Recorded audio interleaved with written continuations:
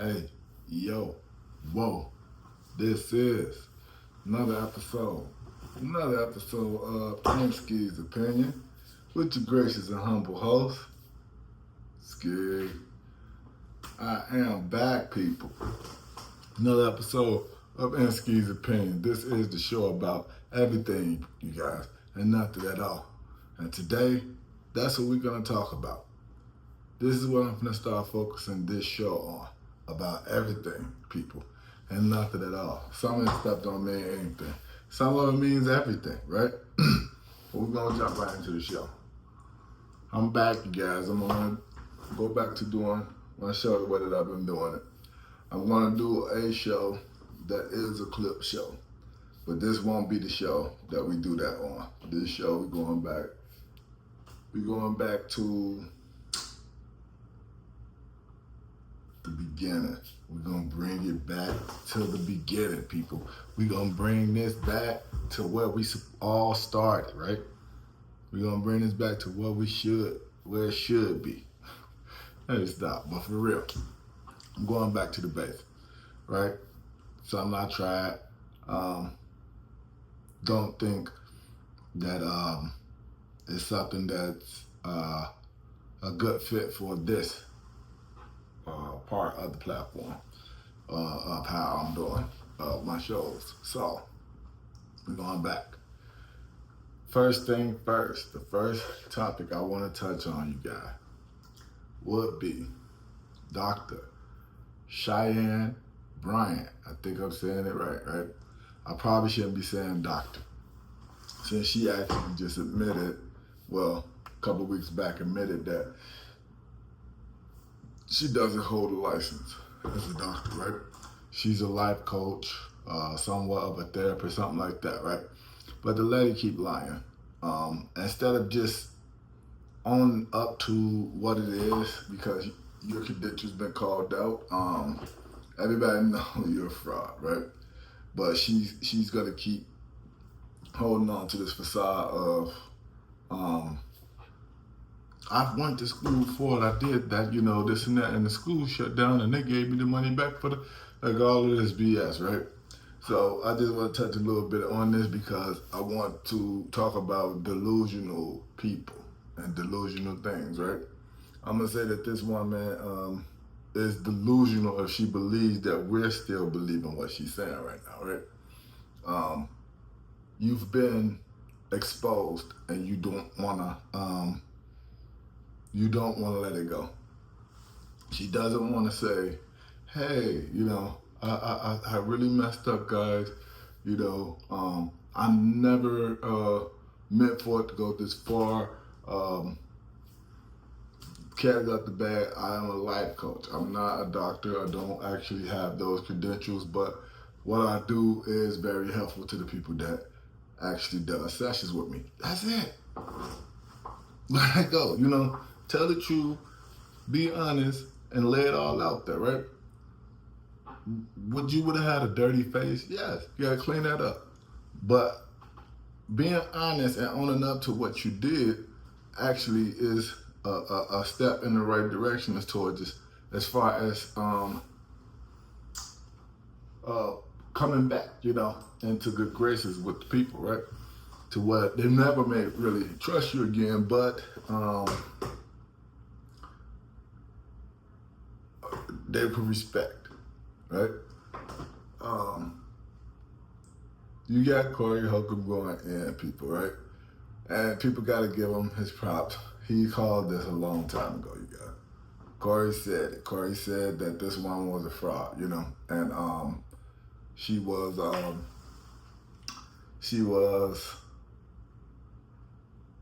not real. She was fabricating things that she said she had credentials in, and he called it, And he did his research, he was able to figure it out, but he said this about a year ago. So everybody, give Corey his props as far as him seeing through it, It took for her to attack him for him to actually say it. Oh, bad. Because he said he was on the Zoe Williams show with her before she had the new body and all that stuff. So you've been new. of this woman, and you've been knew of, I'm gonna say that she didn't have those credentials, but you didn't say anything until she came at you. So we're gonna call a spade, but we will give you props, Corey, because you called her out on it. And that's pretty much all I have to say about Cheyenne, the Bryant thing. Oh, one more thing. So she has a backer. Guess who is backing her, guys, saying that her credentials is true, even though she said. So I didn't understand this, But he really needs to stop talking, and she should never bank on that. She better not say nothing about him giving her props or credit for what he is, and that is Dr. Umar Johnson. Your credibility is shot, dude. Well, all the lies you told about that school, and you still talk about the school. He's doubling down too, but then you actually had to say, talking about people hate on her because of her looks. Come on, man. Let's be for real, you guys. Looks and pretty female, they come a dime a dozen. You turn your head this way, you turn your head that way. You see an attractive female, and you don't even know if this real, if this is who this woman grew into being, or did she make it, Regardless, she got the looks, whatever. But I don't understand how he got any room to try to say anything like that. And I would say this, I gotta be unbiased. I keep saying I'm gonna be biased, but unbiased on this show. Dr. Umar has been doing interviews, and he's been cracking a lot of solid points lately, you guys. Where I would say just focus on talking more so on that level than you talking about anything with credibility tied to it, right? So don't do that. But that's all I gotta say about the Cheyenne Bryant situation. Therapist Cheyenne Bryant, that's what I'm gonna call her, therapist Cheyenne Bryant. Situation and scenario. We shall see what's gonna, transpire from this, how far she's gonna take it. When is she really gonna, or will she disappear, from out of public focus and view, give herself some time, and then reemerge to something else, right? It's a possibility. But anyway, on to the next, people. On to the next. My bad. I'll keep yarning. Kind of tired today for some reason, but anyway, my next story I want to touch on would be, like I said, this show is about everything and nothing at all. Sometimes it can be about everything. And this topic right here I want to touch on, I just want to give my synopsis on what I seen and an opinion on how I feel about this, right? I don't know if everybody's seen the news or been watching the news over the past couple of weeks, but it's been a toxic waste tanker that was leaked. I mean, it became such a big thing because they had to evacuate, I think, like 50,000 people from this area because this thing was in threat of exploding. They've been spraying water on it for weeks, you guys. They've been talking about this story for weeks, but nobody seems to say anything about it. But even in the midst of all of that, right, with all of these people in danger of this tanker exploding and actually, bringing on some catastrophic, type behavior, I would say, nobody paid attention to it. Everybody was still so intrigued or caught up or blinded, right, at looking at what's going on in Iran, something that's 1,000 and something miles or 2,000, 3,000, 4,000, 5,000 miles away from us, right? Not to say that it's not important, because it is affecting us, as far as economically, and people are dying, it's a war. So I'm not gonna make light of it, but what I'm gonna say is I think it's been a lot of distractions from some things that was very serious, and that situation, to me, I feel like was very serious. They had to evacuate that many people, and they were out of their homes for a couple of days to the point to where now they have been able to go back in to their homes and resume normal life. I don't know how you do that, but now questions is being asked about if there was a leak did you guys contain the leak or contain the situation enough to what the people who were there that y'all told to evacuate, before they evacuated, were they infected with anything that can actually possibly um, get them sick or, cause, let me say, internal or delayed medical issues down the line, right? And no one's given an answer to this. And the people are asking now, and I think it may even be about to be some type of class action lawsuit to even dig into that, right? Because they're not given a solid answer to if the leak affected the people, and if it did, what is the effects of it, right? So on top of, they basically almost, I'm gonna say, pretty much buried this story for the past 2 to 3 weeks. You also was withholding information because you had these people sitting here for weeks with a leak that they were exposed to, and no one has any answers to if this toxic chemical that's been leaking for the past couple of weeks, you got into this neighborhood in this area or whatever, how far did it reach when it hit airborne or anything? No one has an answer for. So I think that, like I said, they buried it to the point to where they didn't know what else they was gonna do, that they had to evacuate, and it seemed like this tanker was about to explode, and cause major damage in that area, to where they had to kind of put it out there. But they put it out there simultaneously at the same time with the situation that's going on with the Iran war, right? And they still haven't came up with some decision or anything or whatever about that. In the midst of it's supposed to be a ceasefire, they're bombing on each other, so, or their allies or something. So I don't even understand the ceasefire, but that, like I said, I don't want to go too far into that because that's something that I don't claim to be an expert in, or even have all the knowledge or whatever to go into the thick of that story. But I will say it's just a lot of confusion and a lot of things that's going on that I think that is a lot of smoke and mirrors, you guys. There's so much stuff going on that they're kind of trying to blind us with all type of things, right? To where you're not paying attention to the detriment of us as a people. And we're in serious trouble right now, you guys. Even on top of that they throw in the space stuff, Now they keep talking about people going to the moon to build a space station there, and then we're going to Mars. Are they really going to Mars, you guys? Or are they building a base on the moon to get the people out who rich enough to afford to be able to get here before this Earth goes to kaput, right? So, or it's so bad to where it's inhabitable for so many years that they could actually save generations and be able to come back later and salvage the world and repopulate.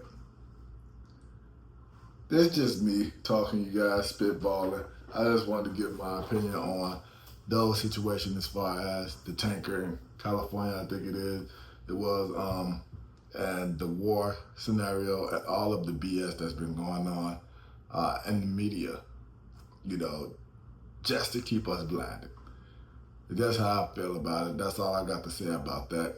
I'm gonna move on to my next topic, you guys, which will be my last topic of the day. Went sort of jokey to serious, back to the jokes, but also serious. So I'm gonna put a mixture in this, right? Everybody saw the roast of Kevin Hart. Y'all saw the roast of Kevin Hart. Actually didn't see the roast. But what I've heard about the roast made me not want to watch the roast, right? The comments that was spewed out there about certain topics within the roast that I think didn't have anything to do with Kevin Hart, but it's the roast of Kevin Hart, but it seemed like they roasted everybody else but Kevin Hart. The only one I think that actually roasted him, other than Regina Hall, who did it in somewhat funny, but I love the way she played it hard, but she did.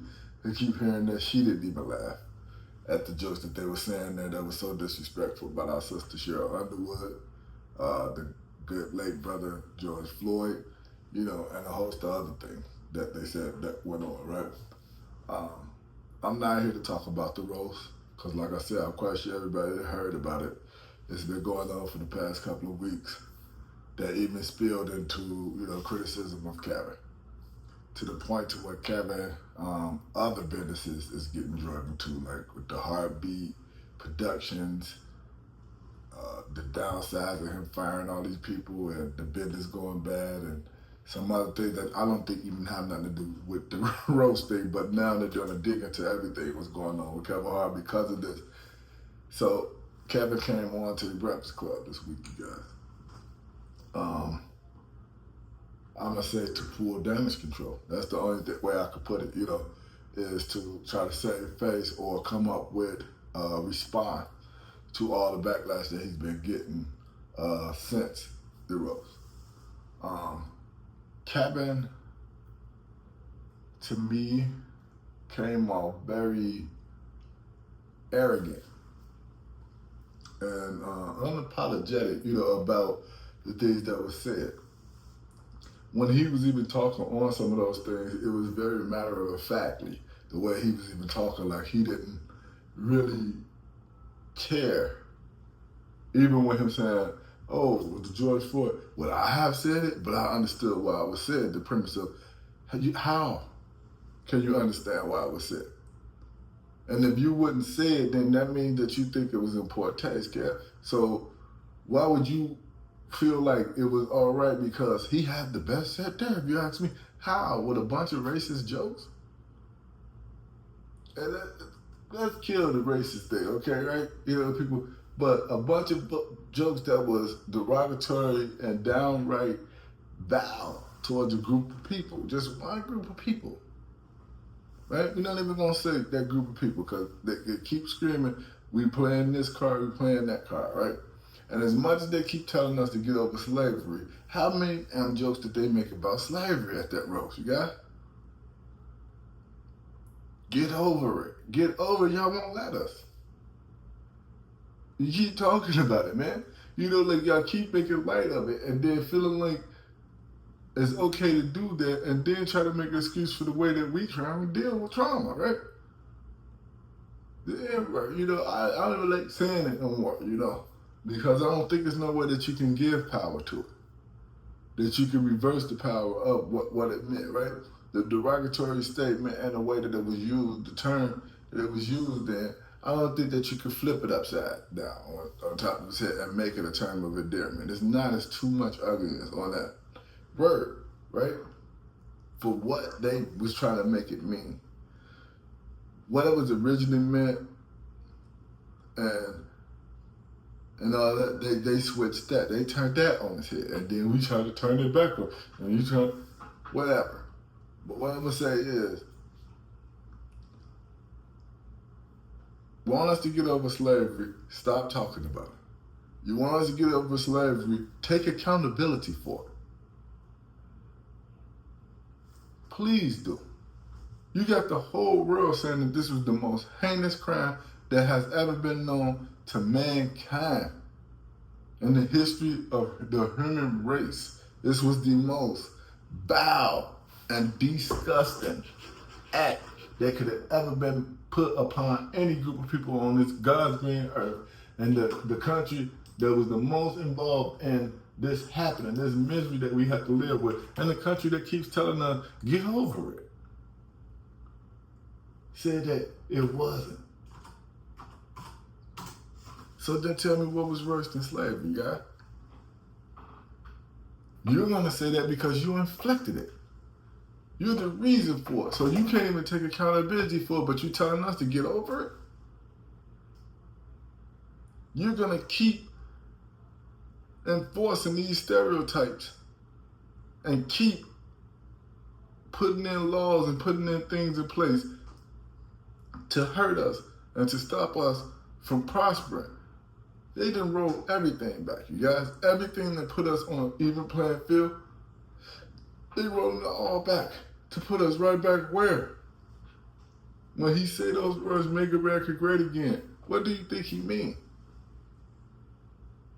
Make America white again. Make it white supremacy again. Make it all what we matter and no one else does. That's just my opinion, you guys. And I'm one person on this little corner of the earth, right? Spewing my truth. Talking about the things that I feel I want to speak on, right? And I'm speaking on it. Think nobody can stop me from doing that. Whether they stop me even being able to put this show out. You can't stop me from saying it. You can't stop me from thinking it, right? You kill a revolutionary, but you can't kill the revolution, right? You can kill one man's way of thinking, but you can't kill thinking. Doesn't make it make sense, you got. But anyway, like I said, I'm gonna get back. I'm kind of getting off the subject, but let me hurry up and wrap this up, right? Kevin Hart go on the Breakfast Club and he's defending it.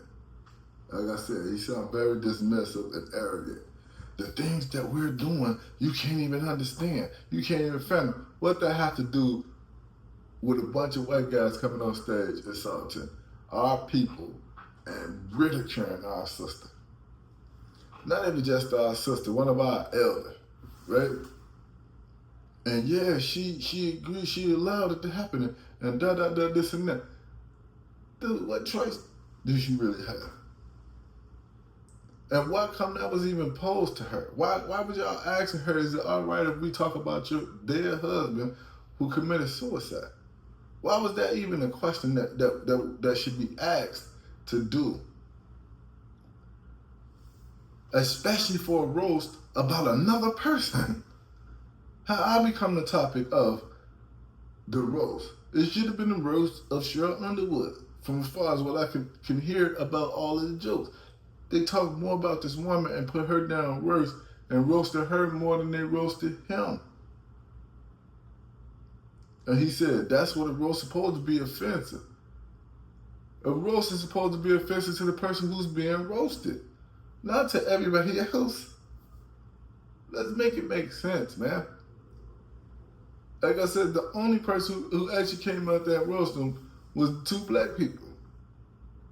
All the white people roasted everybody else who they wanted to and said foul-ish about our people. It was the two people who actually said something about them and roasted them, who came in prepared for the assignment, was Cat Williams and Regina Hall. I just don't get it, you guys. I just don't get it. I'm gonna even say The Rock. And I think Tom Brady was something was funny. I heard with his thing, but okay, I'm gonna add The Rock in there too, and we gonna claim the brother. He's partially black, so he's a person of color. So it's the only ones who came in there on this time was the ones who look like us, right? I just didn't get it. I did not understand the point of it, other than you used this man's name to ish on his people. And then he got to come on here and try to defend it as if it was right. When really cared, you should have just not said anything, brother. I wouldn't have came on the Breakfast Club. Not right now. And I know he was going on to promote, I think, a couple of movies that he got coming out or whatever. But I think I would have waited on that. I wouldn't have spoke right now. And if I was feeling like I had to speak, then I got to speak to what's right and what was wrong. I'm not finna defend it. I'm gonna say what it really was, because if it was a problem of him saying the George Floyd joke, because you wouldn't have said it, then how you making it all right? Or you still got some type of excuse for it. So that's all I gotta say about that, right, you guys? And everybody's attacking him. They saying the brother is downsizing, he's firing all these black people at his company, he downsizing all of these things, and he trying to explain that. when it comes to business, then you're right, we don't understand that. But he merged himself into a, entity that's worth $32 billion annually, guys, brings in that. So he has to clap with what they're talking about. He has to probably downsize. He don't need an office that big anymore because he can outsource to their situation. So as far as that, I'm gonna give him that. But you get no pass on the roast thing, brother. I have to say that, and that's my piece of what I feel about the situation. And I'm done with it. Continue to keep going on doing what you're doing. I hope at some point you will make a statement that actually makes sense to us. And maybe we will understand what you're trying to say. But this has been another episode of Ansky's Opinion with your gracious, humble host, Ski. And I'm out, people. See you next week.